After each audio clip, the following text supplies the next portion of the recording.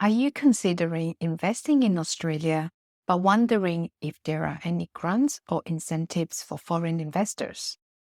Australia is known for its stable economy and thriving property market. While there aren't specific grants tailored for foreign investors in real estate, there are some incentives worth noting. First of all, you can take advantage of depreciation benefits.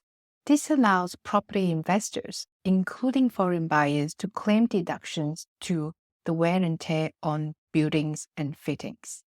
In some states, there are occasional stamp duty concessions or rebates for specific type properties, especially in areas targeted for growth.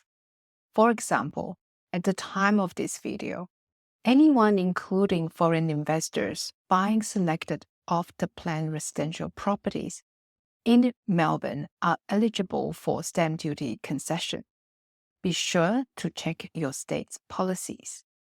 While they may not be direct grants, these incentives can enhance your investment strategy in Australia. To maximize your returns, always consult with your local property expert or financial advisor.